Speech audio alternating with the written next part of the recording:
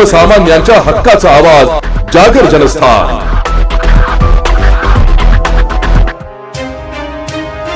वाशिम शहरातील प्रतीक राऊत हे मोटरसायकलवर आपल्या आई आणि त्यांच्या लहान मुलासह एका हॉस्पिटल समोरून जात असताना जिल्हा रुग्णालयाच्या बाजूला असलेल्या बाबर मोटरसायकल गॅरेजच्या मालकाने मोटरसायकलला कट मारल्यानंतर प्रतीक राऊत यांनी त्यांना कट मारण्याचे विचारले असता त्यांनी थेट शिवीगाळ करत प्रतीक राऊत यांना जबर मारहाण केली आहे।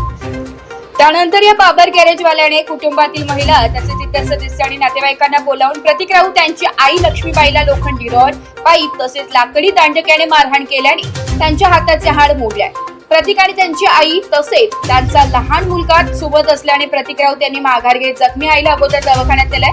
त्यानंतर प्रतीक राऊत आणि त्याचा भाऊ प्रवीण राऊत, अंकुश सोनटक्के, सूरज जोगदंडे यांनी त्या गॅरेजवाल्याला जाऊन मारहाणीचे कारण विचारल्यावर 10 ते 12 जणांनी 4 जणांवर लोखंडी रॉड, लाकडाने प्राणघातक हल्ला केलाय। तेवढ्यात प्रतीकचे वडील राजेश राऊत घटनास्थळी भांडण सोडवण्यासाठी आले असता त्यांच्यावरही हल्ला करून त्यांना गंभीर जखमी केले। तसेच प्रतीक राऊत यांच्या डोक्याला गंभीर जखम झाल्या असल्याने त्यांच्यावर अतिदक्षता विभागात उपचार सुरू आहे। तर अंकुश सोनटक्के, सूरज जोगदंड हे देखील हल्ला केल्याने गंभीर जखमी झाले। या हल्ला प्रकरणी एकाला ताब्यात घेण्यात आलं असून पुढील तपास वाशिम पोलीस करीत आहेत।